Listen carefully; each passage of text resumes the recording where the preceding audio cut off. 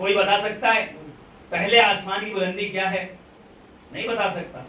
جب پہلے آسمان کی بلندی نہیں جان سکتا انسان تو دوسرے آسمان کی نہیں، obviously not.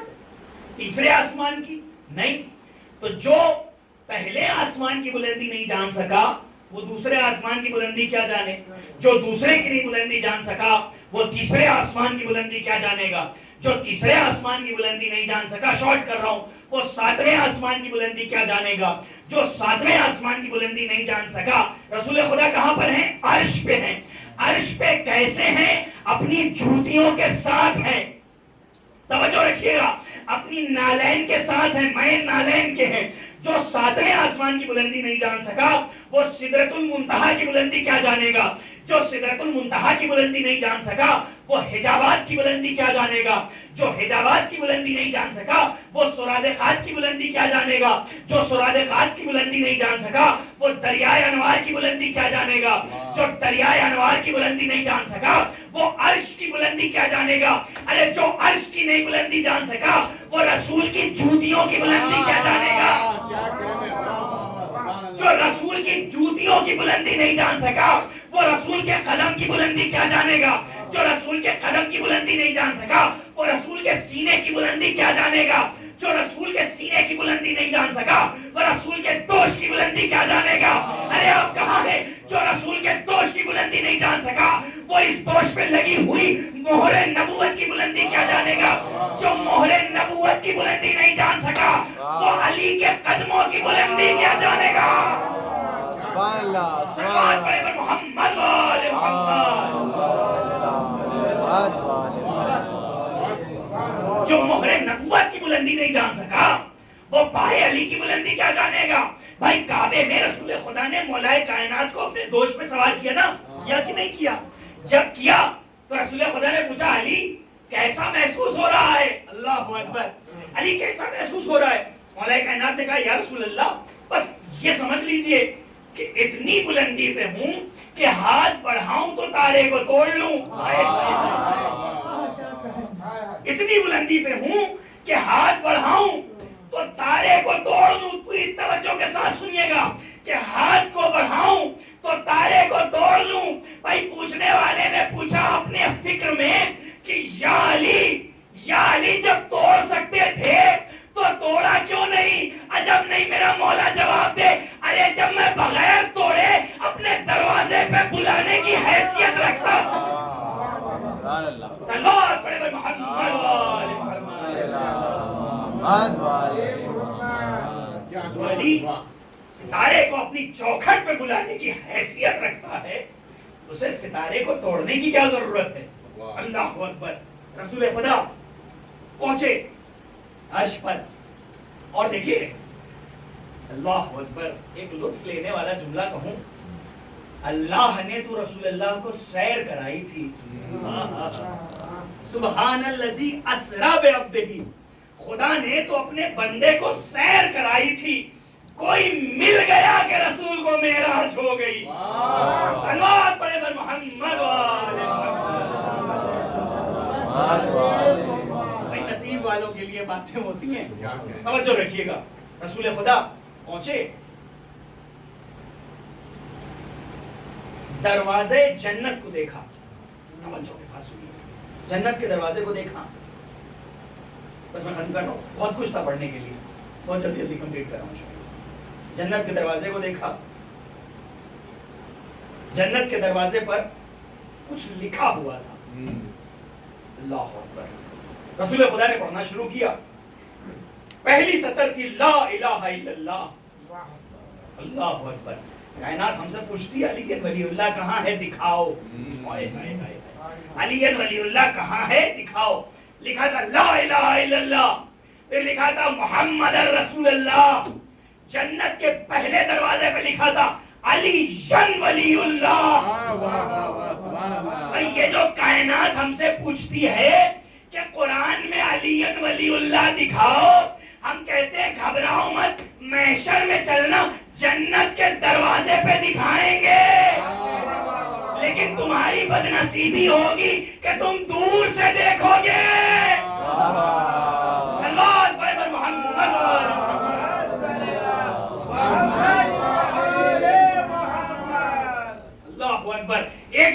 کہہ دوں آپ اجازت دے، جو آج ہمیں غرور سے دیکھتے ہیں وہ کل جنت کو دور سے دیکھیں گے. سلوات بڑے بڑے محمد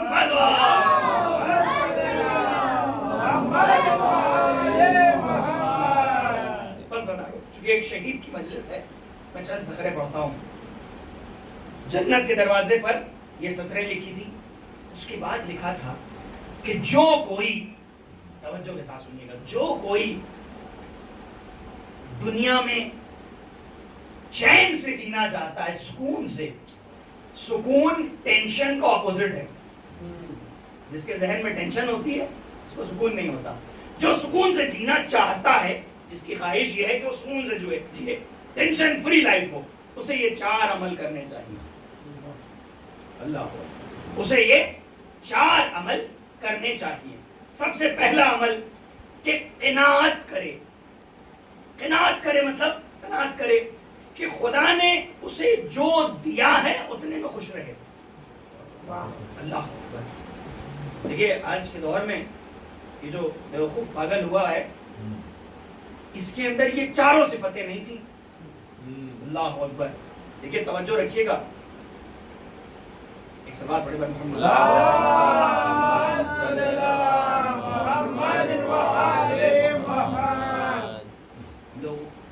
ہم لوگوں کو پوری توجہ کے ساتھ اور فل کنسنٹریشن کے ساتھ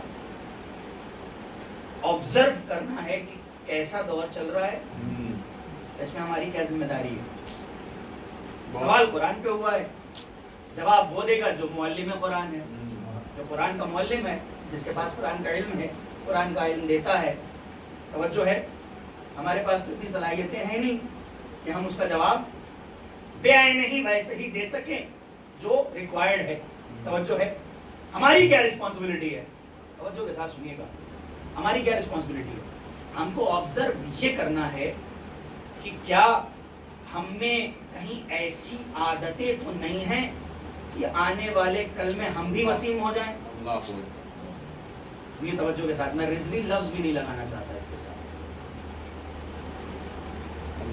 ہمیں یہ آبزرو کرنا چاہیے کہ کیا ہمارے وجود میں تو نہیں ایسی عادتیں ہیں نا.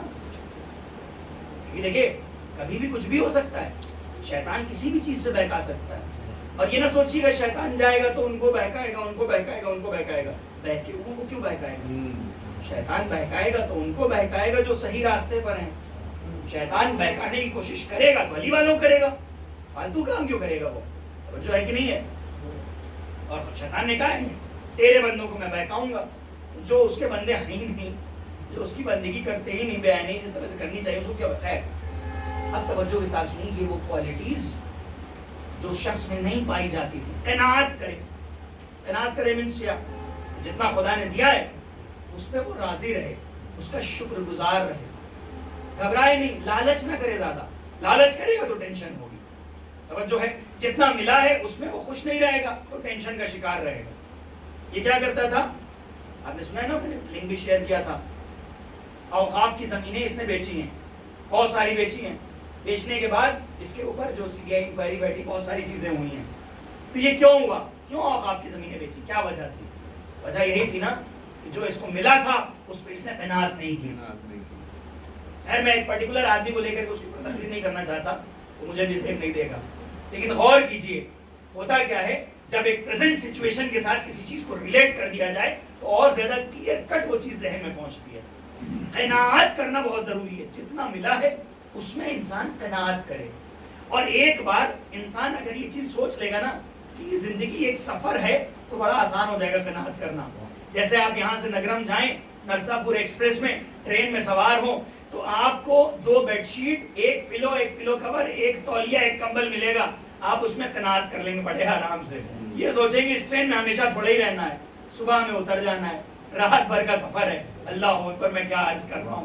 ایک بار انسان یہ چیز کلیئر ہو جائے گا کہ مجھے ہمیشہ تھوڑی اس دنیا میں رہنا ہے، ہمیں تو جانا ہے آخرت میں، جنت میں رہنا ہے، وہاں جا کر کے رہنا ہے. یہاں کی چیزیں بس اتنی لے لیں جتنی ضرورت ہے. ضرورت سے زیادہ ہمیں ضرورت نہیں. توجہ ہے کہ نہیں؟ اسے کہتے ہیں قناعت. میں نے آسان سے اگزامپل آپ کی خدمت میں دے دیا. توجہ ہے. ایک اور بات کہوں میں آپ کی خدمت میں، آپ اجازت دے تو. مثال کے طور پہ آپ کو کل نگرم جانا ہے، توجہ ہے کہ نہیں؟ نگرم جانا ہے، ایک شادی ہے وہاں پر، ٹھیک ہے. اب جب نگرم آپ جا رہے ہیں ایک شادی میں اٹینڈ کرنے کے لیے، تو اپنے بریف کیس میں کیا کیا چیزیں رکھیں گے؟ جو چیزوں کی ریکوائرمنٹ ہے وہاں پہ، ہے کہ نہیں؟ ایسی چیزیں تو آپ رکھیں گے نہیں جس کی وہاں ضرورت ہی نہیں ہے. یا اور آسان مثال پیش کروں آپ خدمت میں، آپ کو یہاں سے عراق جانا ہے، ٹھیک ہے.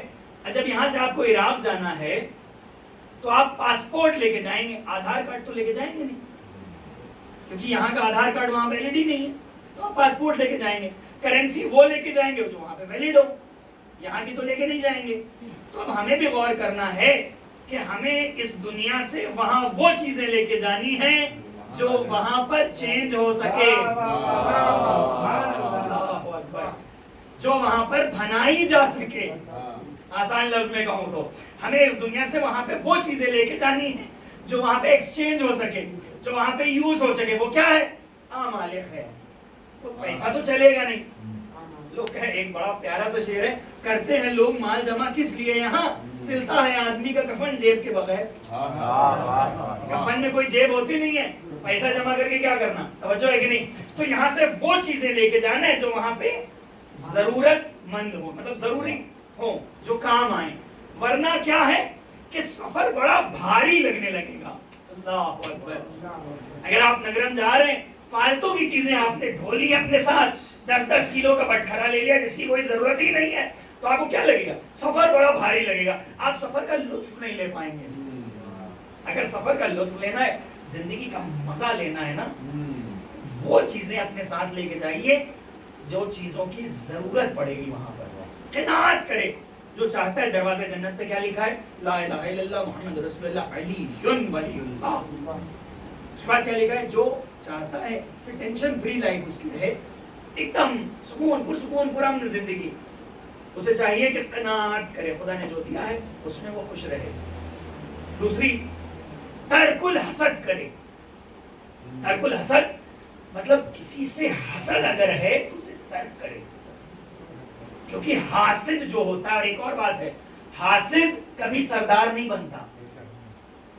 جو شخص حاسد ہوتا ہے وہ کبھی سردار نہیں بنتا، نہ کسی انجمن کا سیکریٹری بنتا ہے، نہ کسی ملک کا سربراہ بنتا ہے. حاسد، اب کوئی چیٹنگ سے بن جائے تو ایک الگ سی بات ہے، حاسد کبھی سردار نہیں بنا کرتے. جس کے اندر حسد پایا جائے گا نا، میں نے اس دن ذکر کیا تھا، حسد کوالٹیز کی وجہ سے ہوتا ہے. کسی کے اندر وہ کوالٹی ہے، ہمارے میں نہیں ہے، ہمیں اس کو حسد ہو گیا، اس کی اس کوالٹی سے حسد ہو گیا. جس کے اندر حسد ہوگا نا، اسے سکون نہیں ہوگا، زندگی ٹینشن میں ہوگی. دروازے جنت پہ لکھا ہے کہ اگر پرامن زندگی گزارنا چاہتے ہو تو ترک الحسد کرو، حسد کو چھوڑ دو. تیسرا کیا نسخہ ہے؟ نبذ الحقد. اپنے دل سے کینے کو نکال دو. جس کے دل میں کینہ ہوگا نا، اس کے اندر سکون نہیں پایا جائے گا. جس کے دل میں کینہ ہوگا اسے سکون نہیں مل سکتا. چوتھی اہم چیز کیا ہے؟ چوتھی اہم چیز ہے کہ مجالسۃ اہل الخیر، کہ اچھے لوگوں کی صحبت اختیار کرو. اللہ اکبر. اچھے لوگوں کی صحبت اختیار کرو، جو نیک ہیں، جو اچھے ہیں. بروں کی صحبت جو ہوگی برائی کی طرف دھکیلے گی، برائی کی طرف کھینچے گی. اچھوں کی صحبت جو ہوگی وہ اچھائی کی طرف کھینچے گی، اچھائی کی طرف دھکیلے گی. تو اچھوں کی صحبت اختیار کرو. توجہ رکھیے گا، کائنات کا غلیظ ترین انسان واسل جہنم ہوا، جسے ابو سفیان کی ناجائز اولاد معاویہ لکھا گیا. فنار ہوا. فنار ہونے کے بعد اس کا بزاد بیٹا ایک خط لکھتا ہے. کسے؟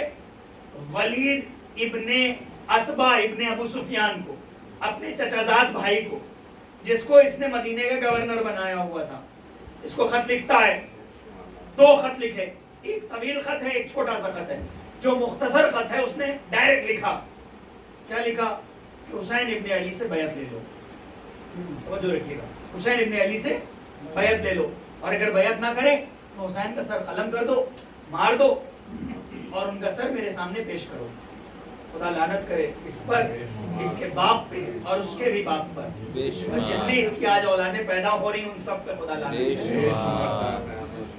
یہ خط لکھا، ولید کا حکم ہوا، اس نے ریکویسٹ بھیجی، امام حسین اسلام آئے۔ آپ نے سنا ہے نا مولا نے بیعت نہیں کی، ریزن کیا پیش کیا جاتا ہے؟ توجہ کے ساتھ سنیے، بہت اہم بات پیش کرنے جا رہا ہوں، تھوڑا سا وقت قلت ہے لیکن بہت ضروری ہے، آج کا یہ وقت بھی ہے، بہت اہم بات پیش کرنے جا رہا ہوں، آج توجہ کے ساتھ سنیے گا، اور یہ ایسی پختہ بات ہے جو آپ کسی کے بھی سامنے رکھ سکتے ہیں اور میرا یقین ہے کہ وہ لاجواب ہوگا۔ امام حسین صاحب نے بیعت نہیں کی، ریزن کیا دیا جاتا ہے؟ عالم اسلام کیا ریزن دیتا ہے؟ ریزن دیتا ہے نا کہ یزید فاسق تھا، یزید فاجر تھا، یزید زانی تھا، جھوٹا تھا، فریبی تھا، شراب خور تھا، اس لیے امام حسین نے بیعت نہیں کی۔ جملہ کہوں میں، اگر یزید تہجد گزار بھی ہوتا تو حسین بیعت نہ کرتے۔ کیا کہنے، پوری توجہ کے ساتھ سنیے، اگر یزید ولد الزنا نہ بھی ہوتا تو حسین بیعت نہ کرتے، اگر یزید تہجد گزار بھی ہوتا تو حسین بیعت نہ کرتے۔ حسین نے بیعت اس وجہ سے نہیں کی کہ یزید زانی تھا، یزید جھوٹا تھا، یزید فاسق و فاجر تھا۔ توجہ رکھیے گا، یزید اگر کائنات کا بعد اہل بیت سب سے بہتر انسان بھی ہوتا تو بھی حسین بیعت نہ کرتے، اس لیے کیونکہ حسین کی خلقت بیعت لینے کے لیے ہوئی تھی، بیعت دینے کے لیے نہیں ہوئی تھی۔ صلوات پڑھیں پر محمد وآلہ محمد۔ یزید کی بیعت حسین نے اس لیے نہیں کی کیونکہ حسین تھے، ارے جملہ سنیے، حسین تھے اس لیے بیعت نہیں کی یزید کی، یہ کوئی وجہ نہیں ہے۔ اور دوسری بات اور سنیے، یزید کی حکومت غلط تھی، اس کو کوئی بھی مسلمان اپنے عقیدے سے کہہ نہیں سکتا۔ How can a Muslim say that the leadership of Yazid is wrong or the dictatorship of Yazid is wrong? He can't. وہ نہیں کہہ سکتا، کوئی بھی مسلمان ہو سوائے علی ولی اللہ کہنے والوں، کوئی بھی ہو یہ نہیں کہہ سکتا کہ یزید کی حکومت غلط تھی۔ کیسے غلط تھی بھائی؟ کیسے کہہ سکتے ہیں آپ؟ کیسے غلط تھی؟ کوئی اور مسلمان کیسے کہہ سکتا ہے؟ بھائی ان کی طرف یہ ہے کہ ایک کمیٹی بنائی جائے، وہ لوگ جس کو چن لیں وہ خلیفہ ہوگا، یزید کے پاس یہ بھی تھا۔ دوسرا کیا ہے کہ جو خلیفہ مر رہا ہے وہ جاتے جاتے نومینیٹ کر کے چلا جائے، اس کے بعد میں نومینیٹ کر دیا تھا، یہ بھی تھا اس کے پاس۔ شورا کمیٹی والی بات ہے تو شورا کمیٹی میں تو 6 لوگ تھے، اس نے 18,000 مفتیوں سے لکھوا لیا تھا۔ بھائی کوئی مسلمان یہ نہیں کہہ سکتا اپنے عقیدے کے اعتبار سے کہ یزید کی حکومت غلط تھی۔ توجہ ہے کہ نہیں؟ اگر یزید کو غلط کہہ رہے ہو تو اس کی حکومت کو غلط کہو، اور اگر حکومت کو غلط کہہ رہے ہو تو اس نظام کو غلط کہو جس نظام سے یہ حکومت بنی۔ ارے اللہ اکبر، میں کہاں لے جا رہا ہوں آپ کو؟ اس پورے نظام کو غلط بولو جس نظام پہ یہ حکومت قائم ہوئی۔ اگر یزید غلط تو یزید کو اپنی جگہ بٹھانے والا غلط، اگر وہ غلط تو وہ جس کی جگہ پہ آیا وہ غلط۔ اللہ اکبر۔ اور اگر وہ غلط تو وہ سارے غلط جنہوں نے مل کر کے یہ نظام بنایا۔ صلوات پڑھے بھائی محمد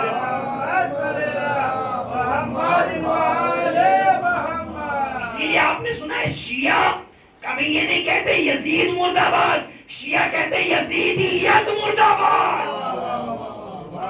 جب یزیدیت کہتے ہیں تو اس میں پورا یزیدیت کا نظام آ جاتا ہے۔ جو ہے امام حسین علیہ السلام نے پورے نظام کو باطل ثابت کر دیا۔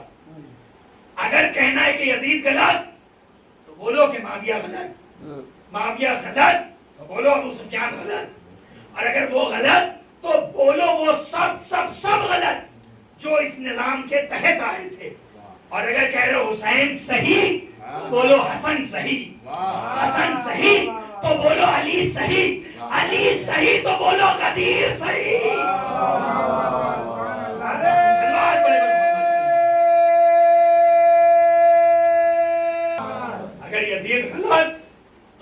لطیفہ غلط، اگر حسین صحیح تو غدیر صحیح.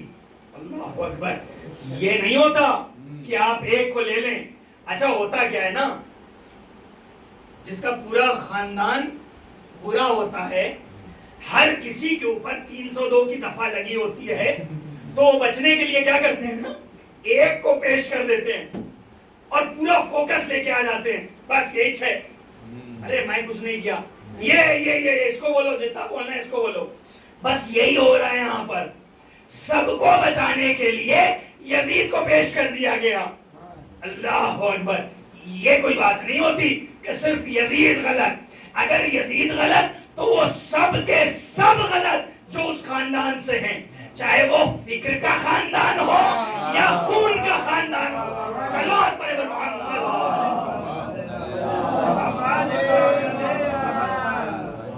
بس آخری فقرہ، بیعت کا مطالبہ ہوا. ولید نے کہا کہ یزید کی بیعت کر لو. امام حسین نے کہا نہیں.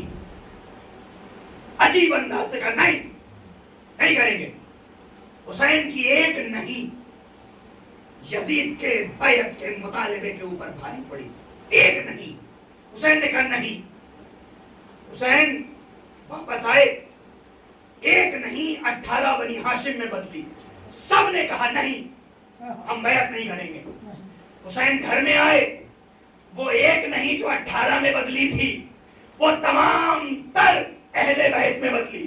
اللہ اکبر. حسین نے ساتھیوں کو اکٹھا کرنا شروع کیا. حسین کربلا کے میدان میں آئے. کل جو حسین کی ایک نہیں تھی وہ 72 نہیں میں بدل گئی. اللہ اکبر. اور یہ نہیں اتنی مستحکم ہو گئی کہ شب عاشور حسین نے کہا جنت دے رہا ہوں، مجھے چھوڑ کے جاؤ. سب نے کہا نہیں. اللہ اکبر. سب نے کہا نہیں. اور وہ ایک نہیں جو مدینے سے چلی کربلا پہنچی 72 میں بدلی. کربلا سے آج ہمارے وجود میں آ گئی. ہم سے کہا جاتا ہے تابوت مت اٹھاؤ، ہم کہتے ہیں نہیں. ماتم مت کرو، ہم کہتے ہیں